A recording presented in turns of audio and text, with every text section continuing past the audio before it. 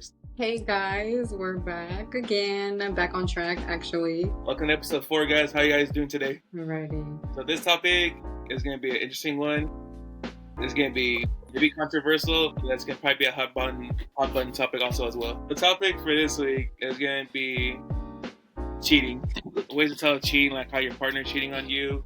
If you've been cheated on, what are the signs you looked for, and just like how to overcome it if it never happened to you, like, or if you think it's happened to you, how you can tell the signs of it. Yeah, I'm an expert on this one, unfortunately.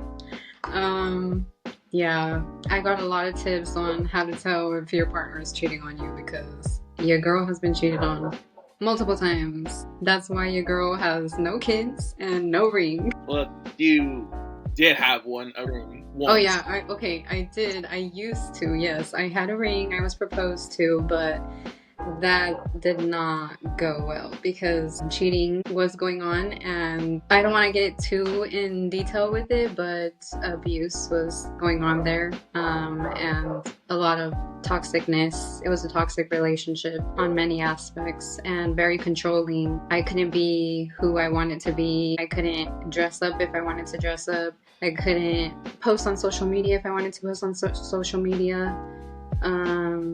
Yeah, I didn't have much freedom. Yeah, it's just sad for sometimes like that. Like I kind of saw it firsthand, and it was just like really like sad because like sometimes like obviously there was good parts in the relationship. There's always gonna be good parts in the relationship. Like you're not gonna say that unless there's not good parts. But it's just over time things change in people, and then tendencies just come out, and like unfortunately people just change for sometimes the wrong reason. I feel like it has a lot to do with the people that you surround yourself with and like them having inputs on your relationship. It starts to alter the way that you treat your partner and the way that you're acting in your relationship. And yeah, that's why I really enjoy being in solitude, because you don't get overwhelmed by everybody else's like opinions or energy or like their way of thinking. It doesn't influence or cloud your judgment. Yeah. Also too, like you have time to yourself, like your thoughts. You can like be processing your own mind what's going on. But sometimes too it could be a bad thing, because I am guilty of this. You can be an overthinker. That could be a good thing, and then it can really be a bad thing. Oh yeah. Self-sabotage is a big thing I've noticed in relationships. Like whenever something feels like good and too good to be true, you start to self-sabotage the relationship. You start to overthink. Like if somebody doesn't want to, like if somebody's taking forever to reply to you, or just, whatever, it definitely does make you overthink and start thinking different scenarios on like why they're not responding to you or why they're not updating you on their life. And then there's also like, but again too, like in a relationship it should be like a team effort, so there should definitely be reassurance there, and that's where I feel like communication should take place. Like communicating between you and your partner. Just like don't feel like you're bothering your partner whenever you're like whenever you want to say like, hey, like I'm overthinking this, like I feel this type of way and I just want to communicate that with you, so that way you can let me know if that is the case, and if it's not, then like provide some reassurance. Yeah.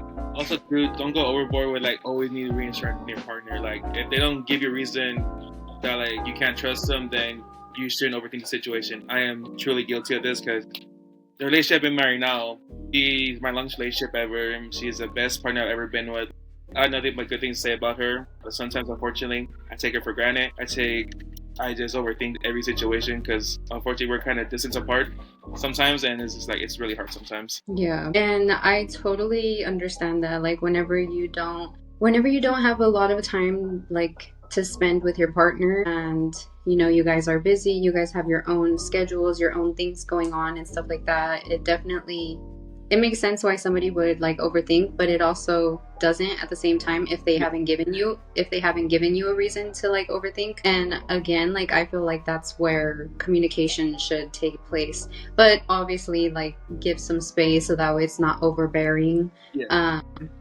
Because whenever somebody feels like overstimulated or I don't know, like then that's whenever like things start to being said that they don't mean. And And definitely has to be a balance for sure. you don't want to self sabotage your relationship because like they could be the one like you've been waiting for your whole life, and then you can just be sometimes overthinking it, and then like you don't want to ruin what you have. And then sometimes too, like your own trauma from your, let's say you have abandonment issues, you have trust issues, you can self sabotage yourself before you feel they'll do it to you, and then they'll never do it, and you just ruin your relationship on your own, like mental like instability. I forgot how the saying goes, but basically, like, if you have a problem, write out your problem. And as you're writing out your problem, you are literally like figuring out how to solve it. And I just feel like if overthinking is like something that you do, or I'm not like talking like you specifically, I'm like,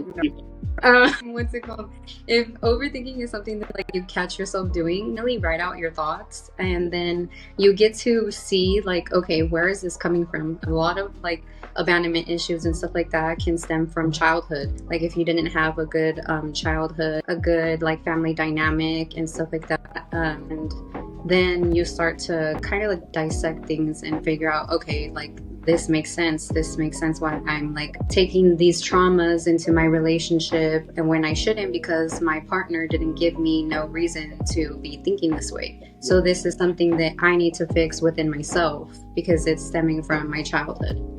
I want to give a shout out to one of my friends, Lenny. She put me on a book like I'm gonna purchase, I'm gonna read through, I'm like, hopefully it can help me, help you guys. It's called the Dialectical Behavior Theory Skills Workbook. It's like gives you a lot of topics, like a lot of like info to help you out. If you're like stressing out a lot, you're like overthinking a lot of situations, it can help you out. Hopefully it'll help me out and like just overcome your issues you have. I'm not saying issues like problems, and like help you like how to like work them out. Yeah, and shout out to you for saying that and admitting to that, because and I really hope that your partner watches this episode so that way she knows that like, okay, he's really sorry and he's really wanting to put in the effort to change that aspect of himself, and he really wants this relationship to work. And also for any of the guys that are watching, don't be afraid or don't be embarrassed to admit that like, okay, like there's some things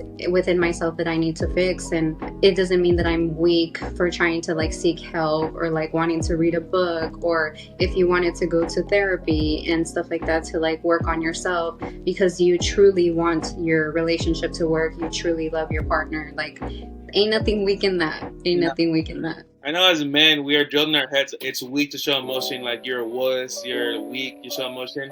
I never had that father figure, but my mom played both roles, and she killed both roles, showing me she's a badass woman, like raising a single kid on her own, like she needed no man. Obviously, she had my grandparents or my uncles, my tias, like her friends, my family helped her out, but so at the end of the day, it was her taking care of me at the end of the day, and she did a really good job, I believe. I'm the best way I am because of her. Like, she sacrificed her whole life just for me, and I'll never be able to pay her for that. Yeah.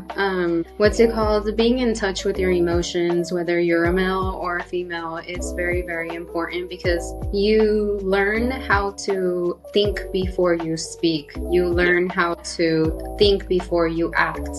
And seeking help, whether it be reading a book or like therapy or even communicating your problems with your partner, that's literally something that is the opposite of weak. That's you recognizing, and as men, society has it that like men are supposed to problem solve and be the leaders and stuff, and instead of thinking that that's weak, it's actually you taking the steps into being that leader, being that role model, or whatever the case may be, being the leader in your relationship to make your relationship work. Yeah, relationship is supposed to be, people say 50-50, I say no, it's supposed to be 100-100. Just go like full force together, 100-100. Each of you guys get 100%, like no matter what. Like you guys are in this together, like go full force together, no matter what. Communicate with each other, and hopefully you guys make it to the end. Bro, I just received a phone call as I was going in. Okay.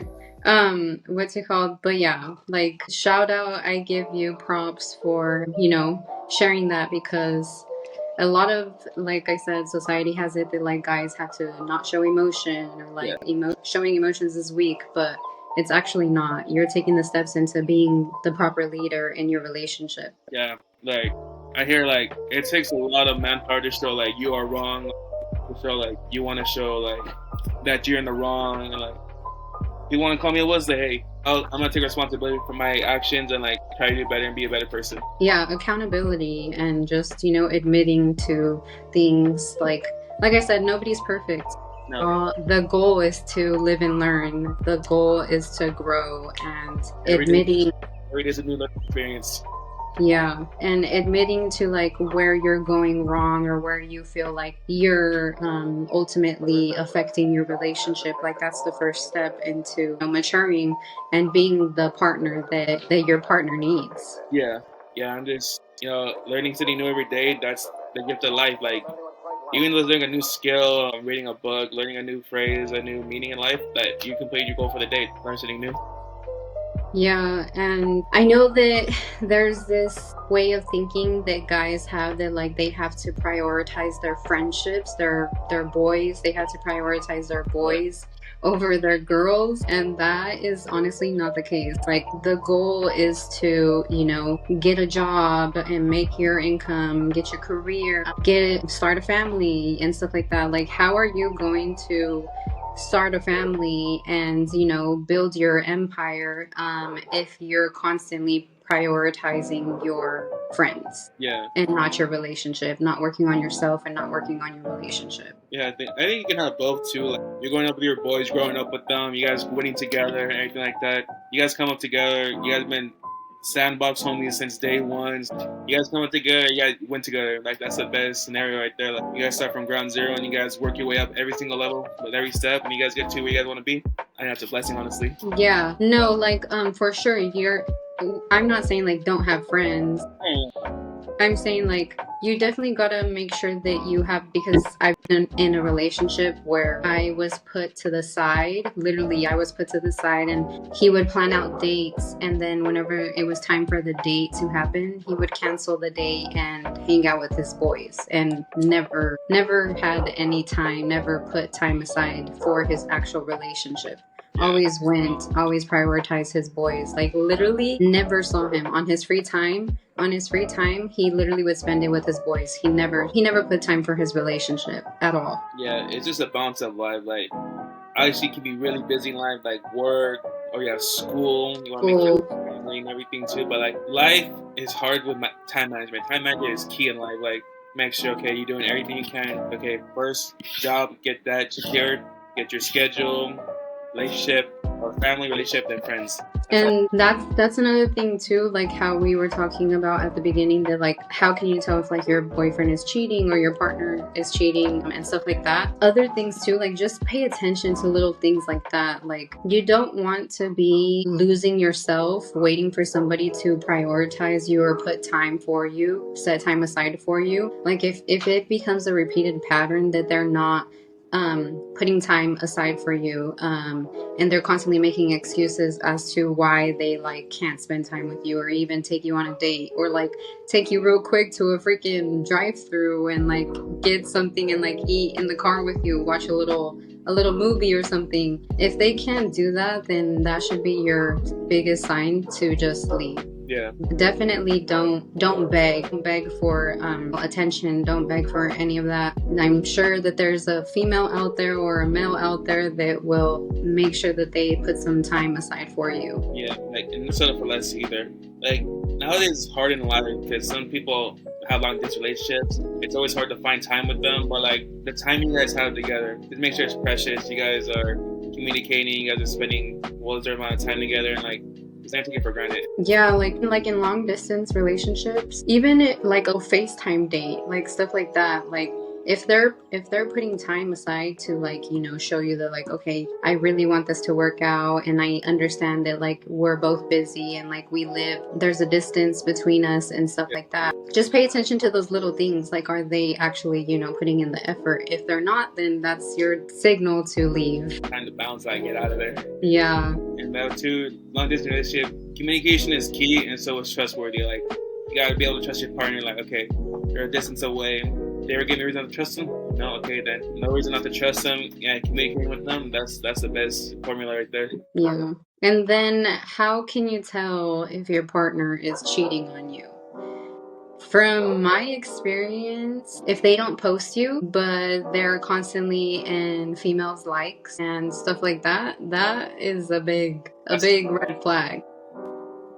That is, They're definitely trying to appear to the public that they are available, that they are accessible, that they are not in a serious relationship. And yeah, that is definitely a red flag. If they're not posting you, and if they're saying like, oh, it's because I don't post at all, like I'm not on social media like that, but you end up catching them in girls' likes.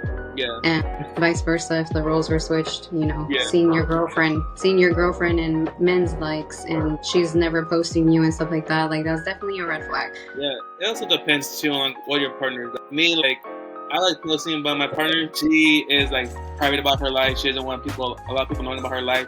She has a small circle, and I really respect that. So I'll post her every now and then, but I won't post her like all the time. I just think too with age too, like, you know, we're getting older, that we have social media. But it's just, you don't want to constantly post and, you know, like, what's the point? Like, just showing, like, just enjoy the moment you have with her. That's how I see it. Like, she likes her privacy. I'm not gonna force her to like be posting us or anything like that, because, you know, I'm not controlling her social media. Like, her social media, she uses it, she doesn't use it, it's whatever. There definitely has to be like a balance and communication with that, because too much oversharing of your relationship can be a problem. People like to ruin happy relationships. Yeah. But if you catch your partner constantly, like not just liking, like creating different profiles to have certain females on there and not having you on there and stuff like that, and you know, sliding up on Messenger and stuff like that, and then archiving those, and then you end up finding them, and basically, like, yeah, those are signs. Do not let them gaslight you. Do not let them manipulate you. Those are definitely up to no good. Yeah, like just making moves, everything like that. That's just like, that's childhood material. That's little boy mentality. Like, you don't want to be like that. Like, we're grown adults here. Like, why are you still making trap accounts, fake accounts? If honestly you're not having a relationship, then just leave. What's the point in putting your partner through that stuff, or like making your boyfriend or girlfriend go through that? Like, you know, how you just end it. Like, spare them the suffering and you go do you. Nothing wrong. You want to be like that, but don't hurt the person you're with. Yeah, that's definitely happened to me, and that's why I'm like saying that, because it's happened to me. Like I said. Yeah. He would post on his social media, but never would post me. He would constantly be on his social medias, constantly looking at everybody's stories and stuff like that, telling me that I need to remove guys and stuff like that, but the rules didn't apply for him. Sliding up and liking. Okay, so basically what I was saying is that I have been, unfortunately, in toxic relationships where, like, rules when it came to social media and stuff like that were placed for me, but the rules didn't apply to the male. So basically, yeah, if you're put in a situation like that, definitely leave. And I definitely have a lot of things that I still have to heal within myself and work on myself. That way, you know, I can catch the signs like right then and there, and then just leave. I've been working on self-love and, you know, learning to love myself more and not settle for less. I feel like I have learned a lot, and I have implemented things like that when it comes to self-love and loving myself and not settling for less, because there has been moments where, you know, kids were a topic of discussion and marriage, and I didn't settle because I did see those signs. I saw like those signs that I just didn't want to have within my marriage or within my family, because they were similarities to what I witnessed as a child and within my parents' relationship, my parents' marriage and stuff like that, and I don't want that for my kids. I want to make sure that my kids do not endure anything that I had to see and endure as a child, because kids are blessings, kids are innocent, and they do not deserve that type of stress. They never asked to be in this world. You choose to bring the child in this world, so you are solely the bearer for them, responsible for them, like their upbringing, how they're raised, how they treat people. That because they're a reflection of you and what they've learned and seen from their eyes, from you guys, from the parents. Yeah. You never want to put them in bad situations, teach them bad tendencies, show them the ways you're not supposed to live life. You always want your kids to be better than you.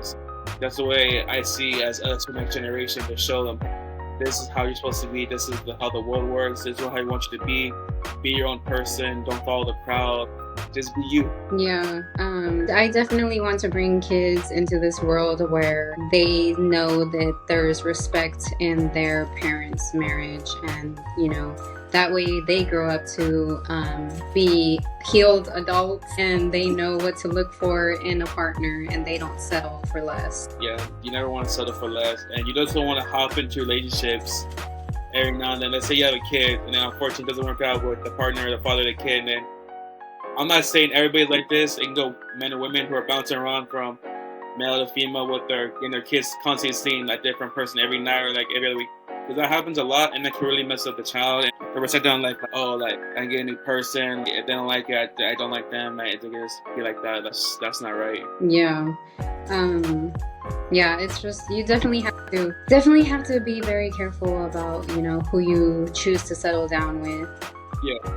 Because it will not only affect you mentally, but it'll affect your child mentally as well, and it'll ruin your self-respect. It'll ruin the way you show up in this world, with your workplace and stuff like that, friendships, and yeah, if you're not happy in your home, it's definitely going to reflect everywhere else you go. Yeah, and also too, in relationships, stuff like that. Let's say your partner's like, oh, let's have kids, get married, and you're not ready for that, but like, you know how to say it? I say the best way, just rip off the band-aid, just tell them like, hey, I'm not ready for kids, I'm not ready for marriage yet, I still want to live life. If the partner's okay with that and they love you and respect enough, they'll be like, yeah, like, let's keep doing our lives right now, let's see where it goes. They're like, oh, I want kids right now, or like, I want to do this right now, you're not ready? And then your decision, you can try to work it out, but if it's best for you to leave, I say just unfortunately end it.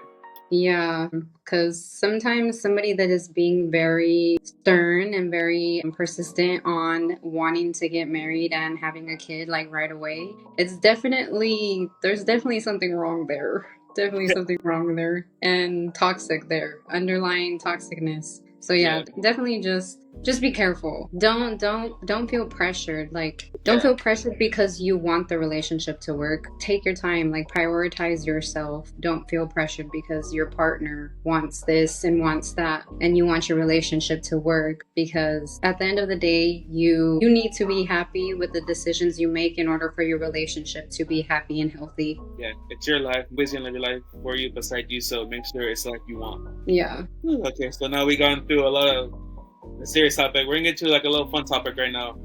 I was discussing it with my friends the other day. I was like, let me bring it on here, see what you guys' opinions. What, in your opinion, do you feel is the best ice cream flavor of all time? I have mine. They're hating me for it. They said it was weird. So let's see what you guys feel. What do you think is yours, Moni? What's your favorite ice cream flavor? Mine, honestly, I love Thrifty's ice cream. Like, Thrifty's is top tier, and my favorite is, that's kind of hard actually because they have a lot of good ones. Or just like any flavor from like anywhere, like any like location, any brand, anything like that. Like you feel like rainbow sherbet. Sherbet? Ooh, that's good. Yeah, rainbow sherbet. I feel like you can't go wrong with rainbow sherbet. Yeah, my boys made fun of me for this one. I said mine's mint chip. They're like, you're fucking weird, basically eating toothpaste. I'm like, shut up. Yeah, no. Mint chip, then that's okay. So my top three when it comes to Thrifties is rainbow sherbet, mint chip, and pecan praline. Yeah, my top three flavors all the time goes mint chip, I'll go Rocky Road, and I'll go like cookies and cream. Top three. Yeah. We're going to get you guys' opinions in the comments. Let us know down like what you guys' ice cream flavors are. Yeah, no, for reals, like fill up the comments. I had a friend a long time ago. We had a discussion at work. Her favorite flavor was, what was it? I think it was like strawberry cheesecake or something like that. It was something like strawberry wise. And we had a debate at work all day. We asked every one of our coworkers like, what side do you want? And mint chip won. I was like, let me go. That's top tier. Okay. What's your opinion on pistachio? I like pistachio. I love pistachio. I tolerate it. I've just never been a fan of it, but like, I can tolerate it. Like, it's alright. If it's there, like something new, I'll try. Especially the ones from, what's it called? Oh, fuck. I'm blanking right now. Orange Works. Is it a store? It's Orange Works. Orange Works. They have pistachio ice cream. I've never had pistachio from there. I always would get the orange. I think they have pistachio. I think they have a favorite. I'm not sure if it's from there or somewhere, but like I had somewhere and it was so good. Yeah. Ice cream is really good. But yeah, Orange Works, orange ice cream is bomb. That shit is elite. Yeah. Another question I was asking my friend is like, what would your last meal be? So we made it different. We gave you an appetizer, an entree, and like a dessert. You can pick as much appetizers you want, like mains and like desserts as much as you want. It can be from anywhere. I know. You got yours? Seafood boil from... That's yeah. good. Seafood boil and their freaking fries too, bomb. That's gas. What would your dessert be? My desserts? Ooh, the freaking chocolate molten lava cake from Chili's. Oh, that's just gas. So my appetizers is gonna be lumpia. I really love lumpia. That is like top tier. I really fell in love with that a couple years ago. And then it's only at Applebee's and Chili's is a spinach artichoke dip. I think that's top tier. That's like really freaking good. Spinach and artichoke dip is bomb. I used to make a really good spinach and artichoke dip. That's just good. My main, this the other day on my main. It's gonna be different, I think. But I'm gonna go. We have a restaurant here in my town called the Tapatio. I'm gonna get chicken taco from there, and cheese enchilada, and rice and beans. That shit is just too elite. That's just really good. What's it called? You know what would be next for me? A monster roll from Tokyo Bowl. Ooh, yeah, that's good. Bomb. That's good. So, and my dessert, I would pick. Obviously, I'm gonna take mint chip ice cream, and then I'll make my mom's. She makes these cookies with Reese's in it, and like a peanut butter cookie mix. Oh my god! Every time we take that to my cousin's house for like Christmas or Thanksgiving, those fools destroy that shit. That shit's gone instantly. I was like, before we take it, I'm like, I gotta have my own stash. Yeah, I love to cook, but I'm sorry, my last things would not be something that I would cook because I would want to be catered to, I guess you could say. But if it would come down to like what would I like choose to cook, would probably be my beer battered shrimp tacos or my camarones a la diabla. You should make that next on your page. If you guys didn't know, she has a cookie page on TikTok. Like, she does her cooking. She does like advice, lifestyle stuff, and her stuff is really cool. It's elite. I like watch it every day, and I think it's really cool. Thank you. But yeah, I try to share as much recipes as I can, but I'm wanting to branch out and like try other recipes that I've never made before from like different cultures and stuff like that. Yeah, that's always good to try like different, like get out of your comfort zone. Like obviously we're Mexican, we're gonna make Mexican food, and like it's always cool to try new cultures and experiment. Yeah. So we're gonna say for this episode, guys. We appreciate you guys tuning in, continue to love, support. I want to give a big shout out to one of our day one subscribers. His name is Isaac Jones. He's a really cool guy. I've known him for a year or two. Really cool guy, humble. I want to give a shout out to everybody who's still supporting us and continuing to tune in and show love on this. We appreciate you guys so much. Thank you guys. Thank you guys for tuning in. Thank you for your support and continue. We really, really appreciate it. Appreciate you guys so much. Thank you guys. You guys have a good one. Bye.